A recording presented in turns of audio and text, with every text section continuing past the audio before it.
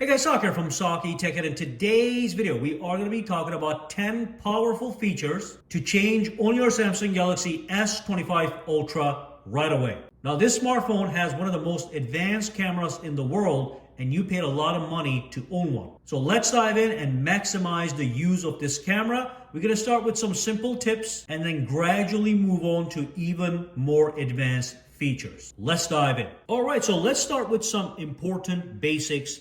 You can see on my camera, I have these grid lines. I have 2 lines vertically and 2 lines horizontally, and that allows me to align things properly in the viewfinder. So if you want to center a product, you put it right in the middle like this, okay? So let me show you guys how to enable the grid lines. And also, I'm going to show you guys how to enable the level, which is this yellow line right over here, okay?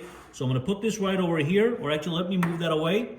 Go to the settings, tap on the 4 buttons over here, and tap on the settings, okay? And then scroll down until you see the composition guide right over here. Make sure it is enabled, and then go inside and enable the grid lines and the level, okay? Now let me show you what that level is. So when I move the phone like this, you can see the line moves to show you that the camera currently is not level.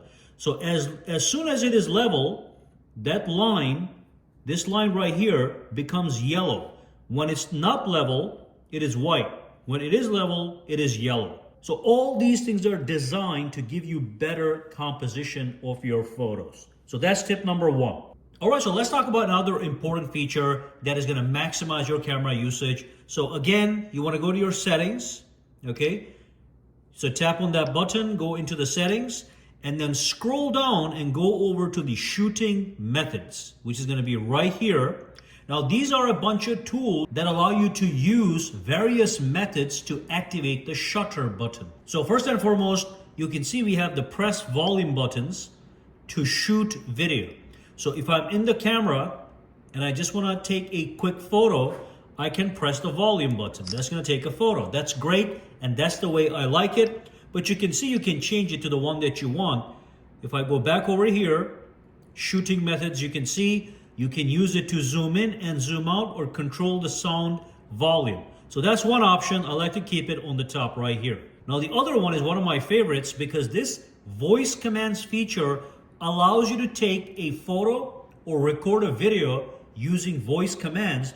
And this is great if you're doing something from a distance. So look at this. It says smile, cheese, capture, shoot, or record video. So if I go out here and I say shoot, it just took a photo. If I say record video, it's going to start to record. I think I have to be in the video mode. Let's see. Record video. So you can see just started that, okay? So that's all remote controlled. You can do it from a distance. So let me go back in here to settings. I want to show you one more thing that is pretty cool.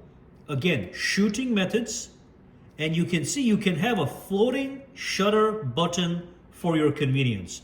So if I enable this and if I go out, you can see now there's a button I can put anywhere on the screen, and that's going to allow me to take a photo just like that. So instead of having the button here, I can have it anywhere I want on the screen. That is going to help me, oops, let me go back here to the photo mode, help me take a photo. By the way, if you swipe up and down, it goes between different modes, just so you know. The next tip has to do with your physical cameras. Now your phone has 4 different cameras, and one of them is the main 200 megapixel camera. But look at this, by default, you are shooting at 12 megapixels, okay? So if you do want to use the maximum 200 megapixel resolution, which is going to get you the sharpest possible photo, you tap on this button here and you choose 200 megapixels, as you can see. I want you guys to notice something very important. When you go to the 200 megapixels, the zoom slider disappears. So when you are at 200 megapixels, you can only shoot at 1x optical zoom. You cannot go 5x, 3x, 4x. Now, if you go to 50 megapixels, which is also an option, okay, now you can go to ultra wide, as you can see, okay. you can go to 1x and you can go to 5x zoom, and looks like you can go all the way up to 10x. Just something to keep in mind. If you want to zoom in, you can zoom in with 50 megapixels, but you cannot zoom in with 200 megapixels.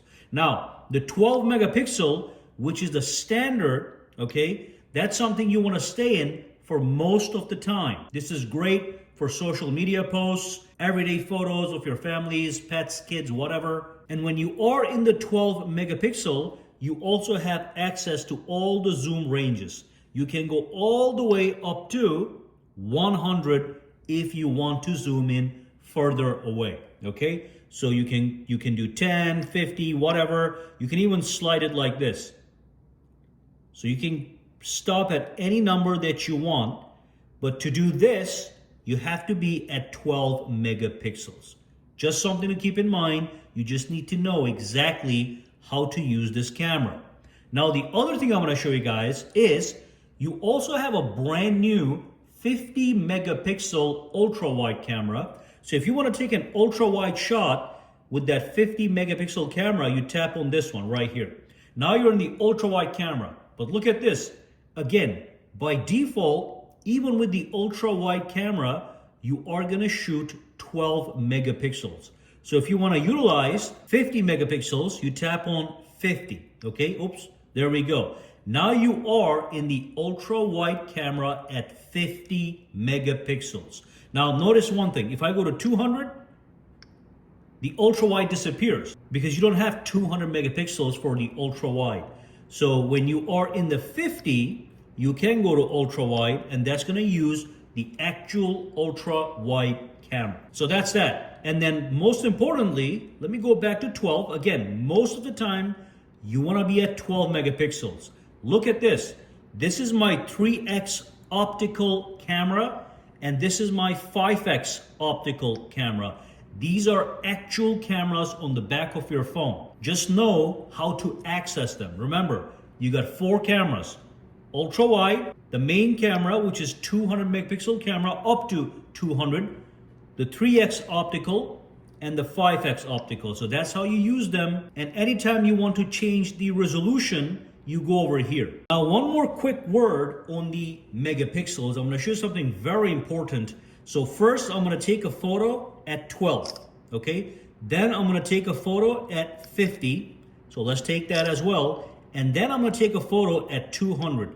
Now, when you are taking a photo at 200, make sure it is a photo that is really special, like a beautiful vista. Maybe you're traveling, you want to take a photo of a wonder that you saw. This would be perfect for that because later you can actually print it and get a lot of detail. But notice I took 3 photos and they're right here. They're all the same, okay? However, when I pull this up, this is the first one that I took. Look at this. It gives me the details. This one is only 3 megabytes. Look at the resolution and then look at the megapixels, 12 megapixels. The next one I took is right here. This is 10 megabytes. Resolution is higher and it says it is 50 megapixels. And then finally, the 200 megapixel shot is 31 megabytes. Look at the resolution. It's 16320 times 12240. That is a lot of pixels. And then that's a 200 megapixels. So you can actually go into your gallery and inspect the photos simply by pulling it up like this. You can get the details of particular photos and see exactly what they are. Alrighty, so that's that. Let's move on. Now the same concept applies to video. So when you go over to video recording, tap on the video, okay? You do the same exact thing right over here. So basically you can choose the quality. So if I tap on FHD, I can go all the way from regular HD that you should never use, that's 720p, to full high definition at 30 or 60 frames per second. This is the default recording resolution I recommend. Full high definition resolution with smooth frame rate, okay? But from here, you can go to 4K. UHD means 4K, that's 60 or 30 frames. If you do 60, it's just gonna be a smoother video. It is recommended over 30.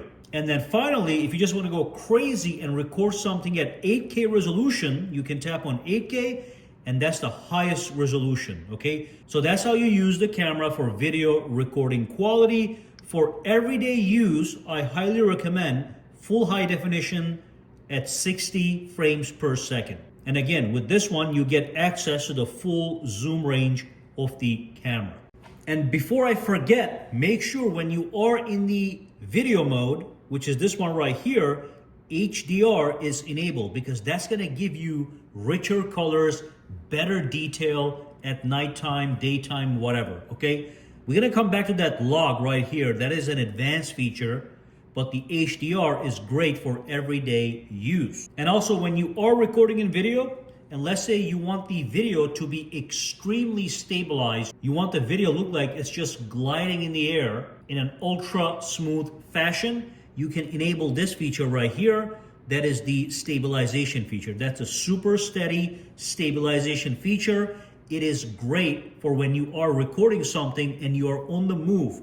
Even if you're running, walking on uneven terrain, this is gonna make sure that the video remains highly stabilized and looks very clean, okay? Something to keep in mind. All these features are designed for specific scenarios. Now the next feature I'm gonna show you applies both to photo and the video, okay? So let's go to the photo. Let me bring in a subject. So let's just say this is a subject, and that let's assume this is something that can move around, okay? Look at this.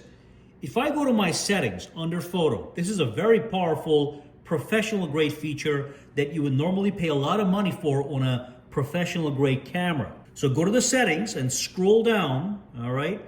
And look for the option that says tracking autofocus.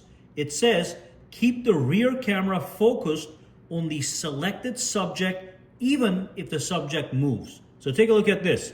Let's say you are out in the field, maybe you're at a sports game with your kid and your kid is playing.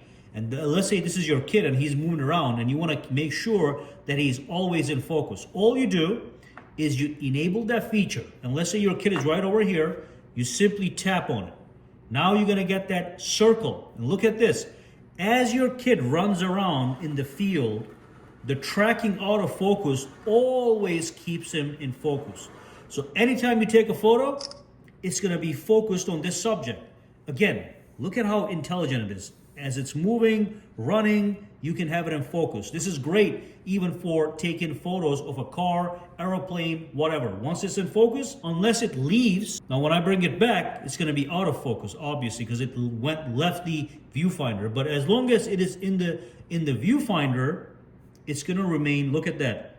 It just remains its focus on that subject. So the same thing is doable on the video. So go to video and go to settings. Make sure it is enabled for the video as well. So if I go down over here, up over here, it is enabled.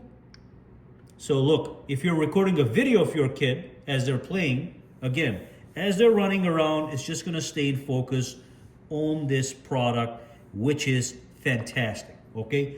Powerful, magical feature. Now, one more thing I'm gonna show you guys that's very important is when you are in the video mode and you tap on this button and go to the settings, all these settings have to do with your video, okay? When you are in the photo mode and you tap on this button and you go to the settings, these are all your photo related settings, just so you know, all right? So that's how you access settings for different modes. And here's another highly important feature. Go to the photo mode and go to the settings, okay? And simply go into the intelligent optimization. Personally, I recommend that you keep this at maximum quality. But what if you want to take photos at a higher rate of speed? So you can tap that shutter button like a maniac and take 20 photos in a second. If that's something that you want to do, you can go over here. Now that is going to reduce the quality of the photos, but look at this. I can tap it much faster as opposed to when I was in my maximum quality mode.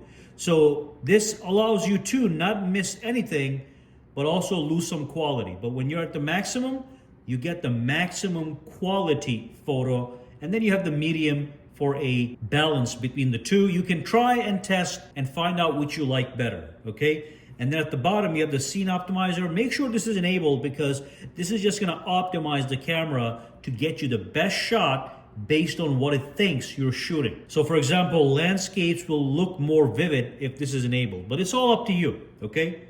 All right, so next up, we're gonna be talking about a powerful feature known as the document scanner. So basically, you can bring documents in the viewfinder and you can scan the documents like receipts or whatever, okay? So first, let me show you how to enable it. So go to the settings, right over here under photo, and go to scan documents and text. Make sure it is enabled on the top, and all these options can be enabled as well, no problem, okay? So here's all you do. You bring a document and you place it in the viewfinder, and you'll see a little T symbol on the top right, and simply tap on that T symbol. So I'm holding the document right over here, and I'm gonna tap the T,